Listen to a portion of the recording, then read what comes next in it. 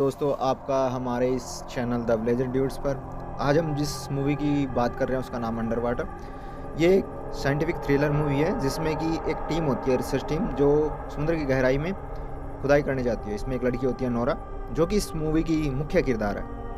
यही किरदार होता है जो वहाँ पर जब सवेरे उठता है तो देखती है कि कुछ बूंदें सतह से उसकी टपक रही हैं। उससे अंदाज़ा हो जाता है कि अब यहाँ पर थोड़ा कुछ गड़बड़ होने वाली है, तो इसलिए वो सारे के सारे सेफ्टी बैंक में चलने जाते होते हैं। अब वो जब सेफ्टी बैंक में चले जाते हैं, वो अपने दोस्तों को भी कह रही होती है भागो भागो, सारे उसमें बचाने की कोशिश करती है। लेकिन होता है क्या है, वो दो और उसका साथी तो पहुंच जाते हैं, लेकिन जो बाकी जो होते हैं वो नहीं पहुंच पाते और उनको मजबूरी में बटन दबाना पड़ता है, जिससे कि उसका रास्ता बंद हो जाता है और वो उसके जो दोस्त होते हैं सारे के सारे वो वहाँ पर मारे जाते हैं। एक्चुअल में ये एक सेफ्टी बबल होता है जिसमें कि पूरा पूरा जो सिस्टम होता है वहाँ पर जब कभी कुछ अड़चन आ जाती है तो वहाँ पर आके रुक जाना होता है, और इस तरह वो सारा का सारा जो बेस होता है, पूरा सिस्टम वो तबाह हो जाता है। उसमें धीरे धीरे कहीं पत्थर पड़े होते हैं, कहीं होते हैं, तो उसमें एक जब वो चले जाते हैं तो उसमें उनका एक दोस्त होता है पोल, उसकी आवाज़ आती है और वो काफ़ी नीचे दबा होता है और वो उसको बाहर निकाल लेते हैं। अब जो बाहर निकाल के उसको देखते हैं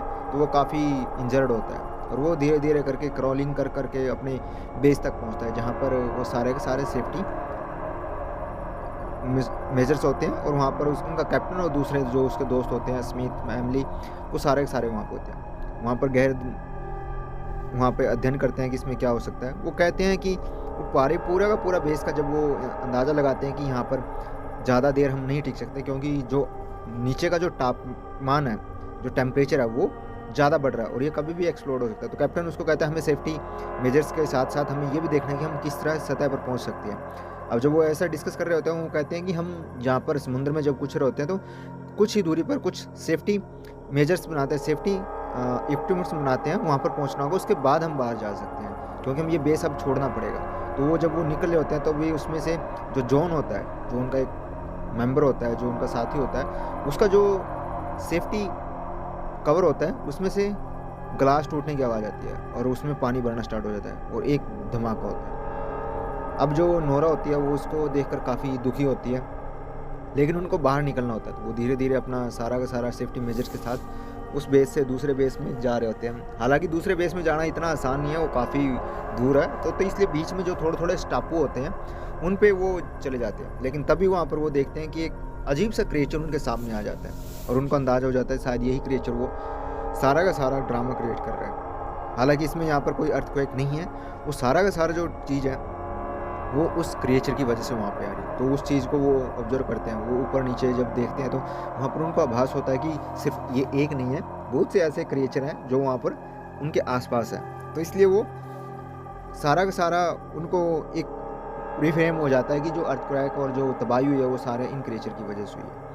और जब वो वहाँ से भागने की कोशिश करते हैं, भागते हुए, तो वो उस बेस की तरफ पहुँचने की कोशिश करते हैं जहाँ पर वो उनको पहुँचना है, जहाँ पर सेफ्टी मेजर्स, सेफ्टी ग्लासेस और सेफ्टी सूट्स होते हैं। वो धीरे धीरे करके नीचे ही नीचे वहाँ पर चले जाते हैं, लेकिन उनका जो एक साथी होता है स्मिथ, उसका काफ़ी ऑक्सीजन लॉस हो जाता है, तो वहाँ पर वो उसमें से निकलता है। एमिली भी होती है वहाँ पे, और कैप्टन जब वो कहता है कि तुम्हें यहाँ से जल्दी से जल्दी निकलना पड़ेगा, तो वो एक नीचे जो चलने वाली गाड़ी होती है उसमें जाते हैं, लेकिन देखते हैं कि जो रास्ता काफ़ी अवरुद्ध हो चुका है और वहाँ पर तबाही की वजह से वो आगे अब पैदल ही चलना पड़ेगा।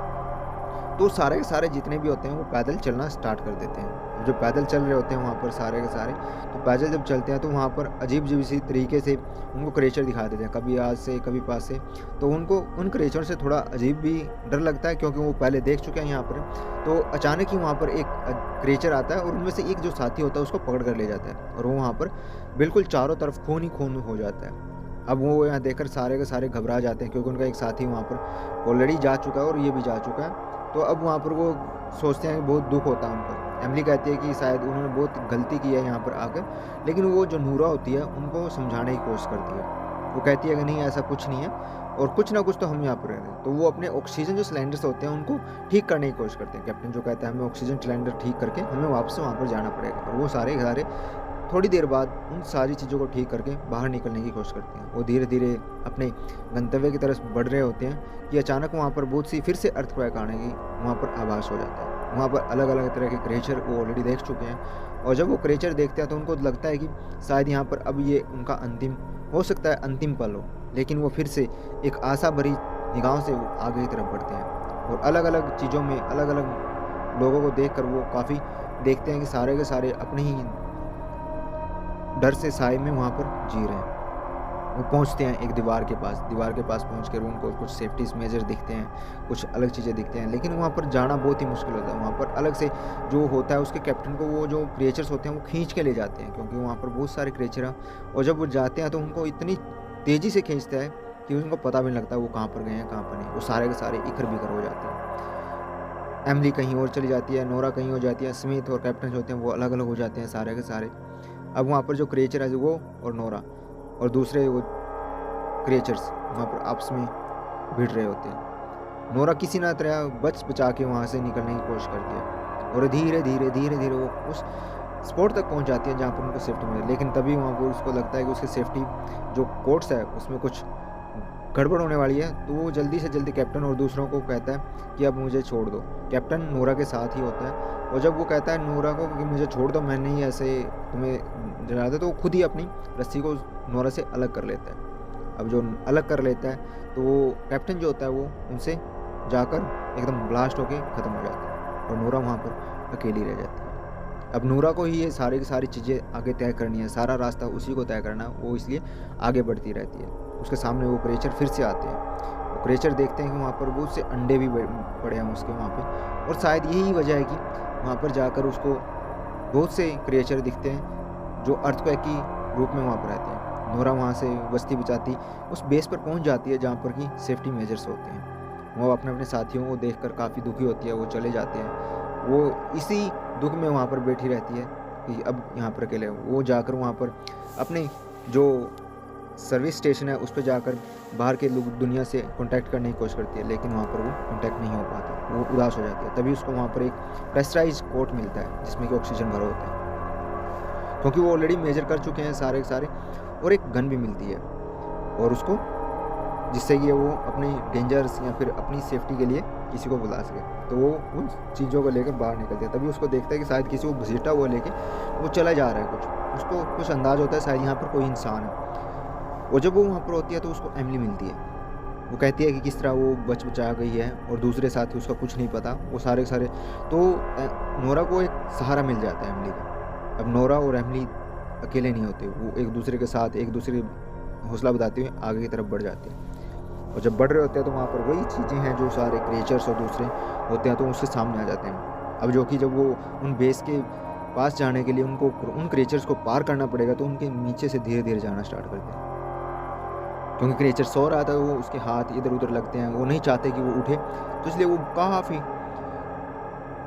आराम से वहाँ पर जाते हैं बिना कोई शोर किए। लेकिन उसका एक हाथ नोरा के ऊपर आकर लग जाता है।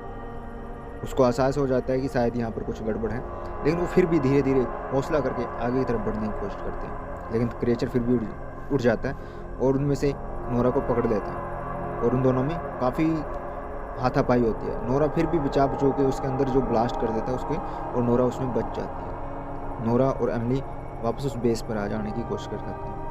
वो चले जाते हैं उस बेस की तरफ जहाँ पर कि सारे सेफ्टी मेजर्स भी होते हैं, सारे सेफ्टी कोड्स भी होते हैं, ताकि वो उस मंजर से निकल कर बाहर धरती पर जा सके। और वो अपनी राइफल गन छनाती है, लेकिन उसको कुछ नहीं मिलता। तभी उसको अचानक उस रोशनी में दिखता है कि कोई तीसरा सिर भी वहाँ पर है। वो कोई और नहीं होता, उनका अपना दोस्त स्मिथ होता है। अब वो जब उसको स्मिथ को लेकर आ रहे होते हैं तो तीनों के तीनों वहाँ पर अपने बेस पर आ जाते हैं और उनको देखते हैं कि वहाँ पर सेफ्टी बोट्स भी हैं, लेकिन 3 हैं वो बंदे, लेकिन सेफ्टी बोट्स 2 हैं। तो नोरा जो कहती है उन दोनों को धक्के से उन सेफ्टी बोट्स में बिठा देती है, क्योंकि वो एक दूसरे को प्यार करते हैं, इसलिए नोरा चाहती है कि वो अलग ना हो। लेकिन फिर भी उन दोनों को छोड़कर वो बाहर उनको ऑन कर देती है और वो सरफेस की तरफ चले जाते हैं। अब नोरा अपने सर्विस स्टेशन पर आती है तो देखती है कि उन दोनों के पीछे वो क्रिएचर लगे हुए हैं और ये अब उन दोनों को छोड़ेंगे नहीं। तो इस चीज़ से वो बच जाएं, वो सर्विस स्टेशन को ब्लास्ट करने की कोशिश करती है और उसमें सेल्फ डिस्ट्रक्टिव का वो कोड लगा देती है और वो ब्लास्ट हो जाने लगता है। इसके साथ साथ वो सारे जो क्रिएचर होते हैं वो भी मर जाते हैं और वो जो दोनों थे एमिली और स्मिथ वो बच जाते हैं। इस तरह इस मूवी का पूरा खात्मा हो जाता है। अपनी इंसान अपनी सोच और अपने लालच की वजह से किस तरह स्पीसीज़ को और दुनिया को ख़त्म करता है, उसका यह नतीजा है। शेयर करिए, लाइक करिए, सब्सक्राइब करिए।